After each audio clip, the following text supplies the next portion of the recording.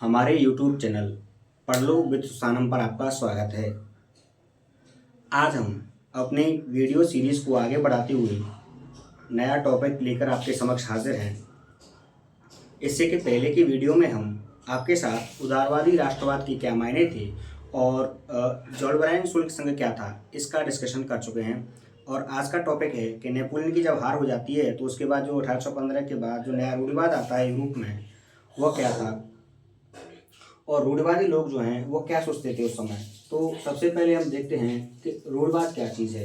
तो रूढ़िवाद एक ऐसा राजनीतिक दर्शन है जो परंपरा स्थापित जो संस्थान हैं जैसे राजशाही, चर्च आदि और जो रिवाज हैं उन पर जोर देता है। यानी पुराने समय से जो चीज़ें चली आ रही हैं उन पर जोर देता है और कहता है कि वह तीव्र विकास को या तीव्र बदलावों को समर्थन नहीं करते, वह समर्थन करते हैं क्रमिक विकास को, यानी धीरे धीरे होने वाले विकास का समर्थन करते हैं। तो हम कह सकते हैं रूढ़िवाद एक ऐसी विचारधारा है या एक ऐसा राजनीतिक दर्शन है जो परंपरा स्थापित संस्थानों और रिवाजों पर जोर देता है और साथ ही साथ कहता है कि जो बदलाव हों वह बदलाव तेज न होने की अपेक्षा वह कैसे हों, क्रमिक और धीरे धीरे होने वाला विकास हो, इस बात की वह बात करता है।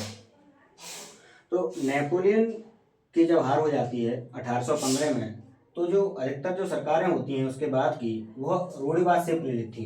यह प्रश्न बोर्ड में भी पूछा गया है कि 1815 की नेपोलियन के हार के बाद जो वहाँ की सरकारें थीं वो रूढ़िवाद से प्रेरित थी कैसे, तो हम उसका उत्तर यहाँ से दे सकते हैं। तो जैसे जो रूढ़िवादी लोग थे उनका मानना था कि जो रूढ़िवादी परंपराएं हैं उनको बनाए रखना चाहिए।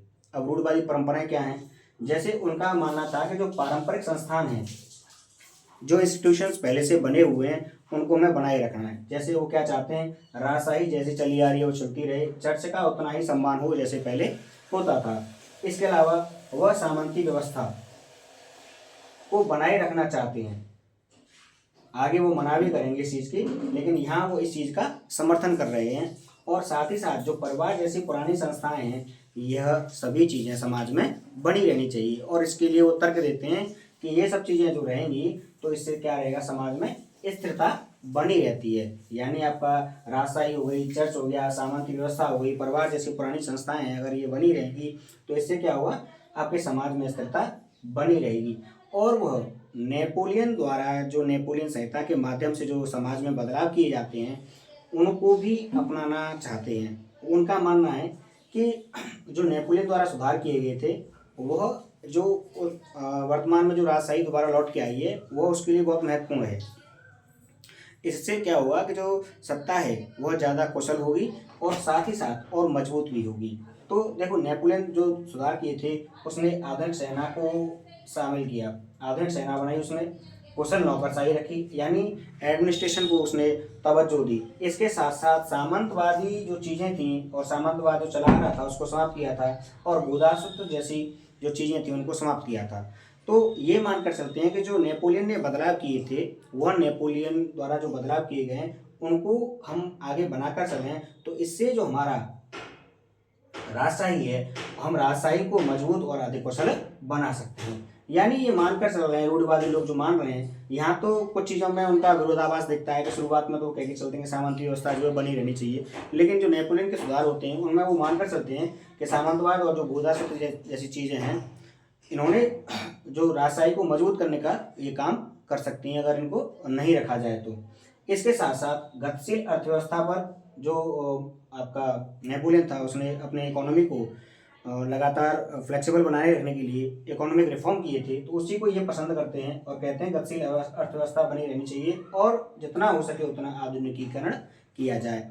इससे क्या होगा कि जो हमारा राजशाही है वह ज़्यादा से ज़्यादा कुशल होगी और ज़्यादा मजबूत होगी, वह इस बात को मानते हैं।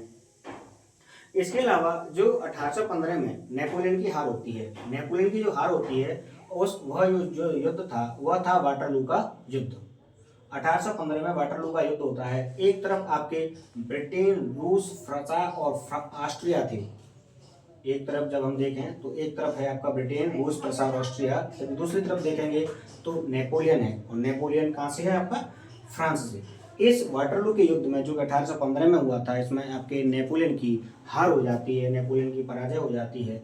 और इसके बाद ब्रिटेन, रूस और प्रशा के प्रतिनिधि जो हैं वह एक समझौता तैयार करते हैं और वह आकर मिलते हैं सभी वियना में, जो कि ऑस्ट्रिया का एक शहर है। यहाँ पर वियना में आकर मिलते हैं और इस सम्मेलन की जो मेजबानी है वह करते हैं ऑस्ट्रिया के चांसलर ड्यूक मेटरनिक। यानी यह जो समझौता तैयार करने के लिए लोग मिलते हैं वो वियना में मिलते हैं, और इसकी जो मेजबानी है या जो कह सकते हैं अध्यक्षतात्मक जो चांसलर का काम करेंगे या अध्यक्ष जो रहेंगे वो रहेंगे ड्यूक मेटरनिक रहेंगे। और यहाँ पर इन्होंने एक ट्रीटी तैयार की जिसको नाम दिया गया ट्रीटी ऑफ वियना, यानी वियना की संधि यहाँ पर इन्होंने तैयार की। तो इसे हम वियना की संधि या वियना कांग्रेस के नाम से जानते हैं। इसके जो वियना संधि में क्या चीज़ें थी, वियना संधि क्या कहती थी, इसका जो प्रमुख उद्देश्य था वह था कि नेपोलियन युद्धों के दौरान जो बदलाव हुए थे उन सभी बदलावों को खत्म करना। नेपोलियन ने जो युद्ध किए और उसके बाद जो उसने अपने क्षेत्रों में, अपने राज्य में अन्य इलाकों को शामिल किया, तो ऐसे जितने भी बदलाव थे उन सभी बदलावों को ये खत्म करना चाहते थे। इसके अतिरिक्त क्रांति के दौरान जो बोर्बो राजवंश था जिसको सत्ता से हटा दिया गया था, उस बोर्बो राजवंश को ये सत्ता में पुनः बहाल करना चाहते हैं। यानी जो बोर्बो राजवंश था जिसको सत्ता से हटा दिया गया था क्रांति के दौरान, उसको यहाँ सत्ता में दोबारा से बहाल कर देते हैं। इसके अलावा नेपोलियन द्वारा जो अधीन क्षेत्र थे, फ्रांस के अलावा जितने भी उसके बाहर जो उसने जीते थे, बाहर के देश जो जीते थे, बाहर के जो राज्य जीते थे, उन सबको ये खो देता है। फ्रांस जो है वह अपने से बाहर के जितने भी क्षेत्र थे जो कि नेपोलियन ने युद्धों के दौरान जीते थे, वह सभी इसके हाथ से निकल जाते हैं। और इसके ये भविष्य में कभी विस्तार न कर सके।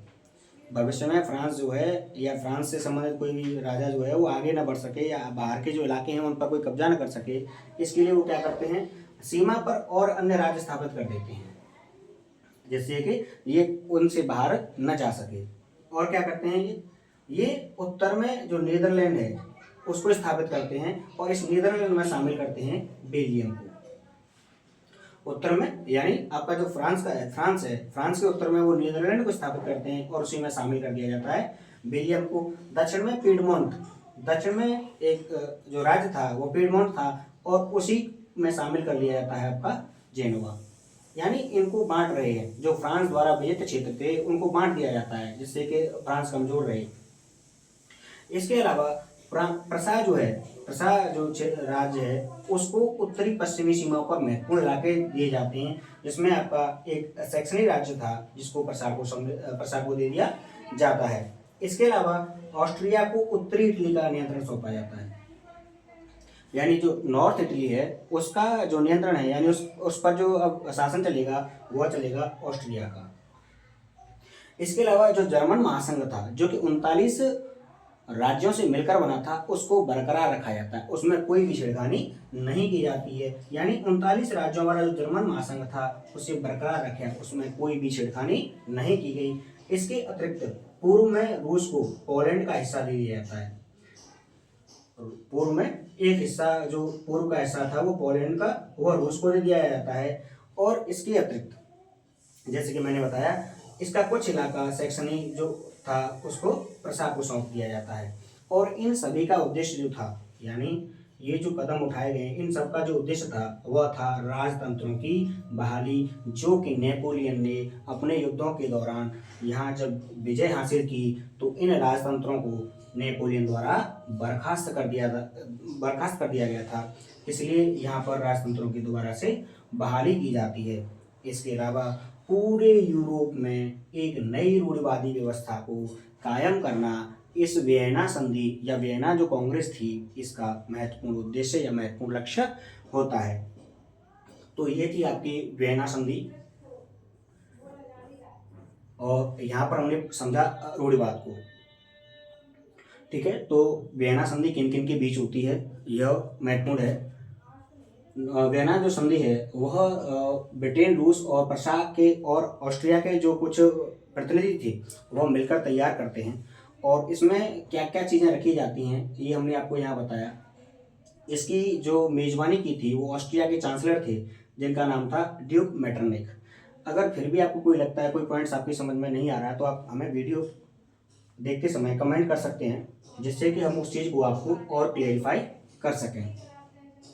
तो यहाँ से जो प्रश्न पूछा जाता है, वियना कांग्रेस क्या थी? वियना कांग्रेस क्या थी, या वियना संधि क्या थी, और उसके उद्देश्य क्या थे, या उसके लक्ष्य क्या थे? यह प्रश्न आपसे पूछा जा सकता है। वियना कांग्रेस क्या थी, वियना संध्या क्या, वियना की जो संधि थी वो क्या थी, और इसके उद्देश्य क्या थे, या वियना कांग्रेस या वियना संधि के लक्ष्य क्या थे? तो हमें याद रखना है, इसका जो मुख्य उद्देश्य था वह था पुराने जो बोर्बो राजवंश को क्रांति के दौरान हटा दिया गया था, उसको सत्ता में बहाल करना। नेपोलियन द्वारा जो चीज़ों में बदलाव किया गया था उनको बर्खास्त करना। इसके साथ साथ आपके नई राज्य स्थापित करना, और आपस में जो क्षेत्र फ्रांस के अधीन थे उन फ्रांस के अधीन क्षेत्रों को उन फ्रांस से हटाकर वह अपने जो मित्र राष्ट्र हैं, एक तरह से ब्रिटेन, रूस और ये प्रशासन जिन्होंने नेपोलियन को हराया था, ये आपस में उनको बांट लेते हैं।